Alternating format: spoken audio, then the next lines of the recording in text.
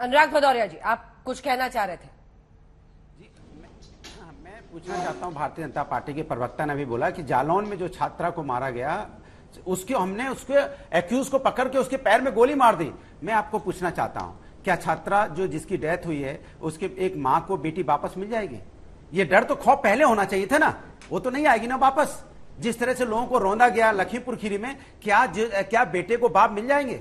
क्या एक पत्नी को पति मिल जाएगा? मेरा सवाल सीधा आपसे है। आप बार बार ये बात कहते हो मैं कहता हूं उमेश पाल की हत्या हुई, सरकार आपकी थी, हमारी सरकार में तो उसको कोई छू नहीं पाया, आपकी सरकार में सरेआम उसकी हत्या हो गई, तो क्या एक मां को बेटा वापस मिल जाएगा? मेरा सवाल यह है, बार बार आप इस तरह की घटना जो उठाते हो, इंस्पेक्टर सुबोध की हत्या हुई थी, क्या सुबोध के जो बेटे को एक बाप मिलेगा?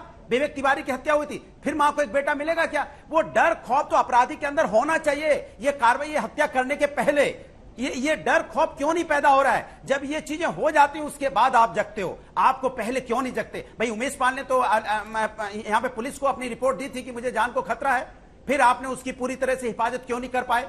क्यों उसकी फिर दिन दहाड़े हत्या हो गई? तो ये जिम्मेदारी तो आप इससे तो भाग नहीं सकते, आप जिम्मेदारी से नहीं भाग सकते। आप इसी पूजा पाल, श्रीमती पूजा पाल जो राजू पाल की वाइफ हैं, उनको आज सम्मानपूर्वक जिंदगी जी रही हैं, क्योंकि यही समाजवादी पार्टी ने उनको अपनी टिकट से विधायक बनाया है, उसी पूजा पाल को, जिनके पति राजू पाल जी थे।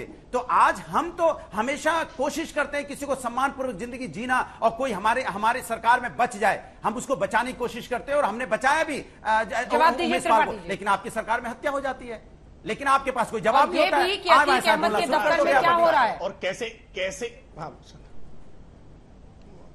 नहीं, मुझे बड़ा आश्चर्य होता है कि कैसा कुतर्क गढ़ने का काम अनुराग भदौरिया करते हैं। ये कह रहे हैं कि हमने राजू पाल की हत्या के बाद पूजा पाल को विधायक बना दिया, तो राजू पाल को वापस ले आए क्या? आपके कार्यकाल में राजू पाल की दौड़ा करते हैं, और एक तो हत्याएं नहीं, उंगलियों पर गिनने लायक क्राइम नहीं है।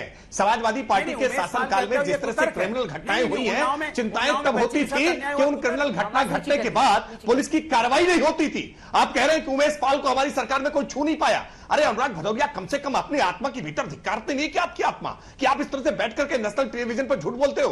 उमेश पाल का अपहरण हुआ था, और अपहरण के बाद उमेश पाल चीखते चिल्लाते रहे कि उमेश पाल को एफआईआर लिख ली जाए, लेकिन एफआईआर तक लिखने को तैयार नहीं थे। आपके शासनकाल में एफआईआर नहीं लिखी जाती थी। ये उमेश पाल जी की घटना के संदर्भ में कह रहा हूं। सच्चाई यह है कि आपके शासनकाल में पुलिस का एक्शन किसी भी घटना पर नहीं होता था, आप अपराधियों को बचाने का काम करते थे। और हमारी सरकार में आज कहीं पर कोई घटना होती है तो पुलिस प्रॉम्प्ट एक्शन लेती है, फिर इन्वेस्टिगेशन करने का काम करती है। किसी भी घटना के बाद पुलिस की कार्रवाई लोगों में भरोसा बनाती है, और इसीलिए आपकी सरकारों के समय में दंगे भड़कते थे, क्योंकि अपराधियों के साथ सरकार खड़ी हो जाती थी। लखनऊ से टेलीफोन जाते थे और अपराधी छूट जाता था। यही सच्चाई थी आपके सरकार के कार्यकाल की। संगठित अपराध फलता फूलता था आपके शासनकाल में, और आज भारतीय जनता पार्टी के शासनकाल में अपराधियों की कमर तोड़ने का काम हमने किया है।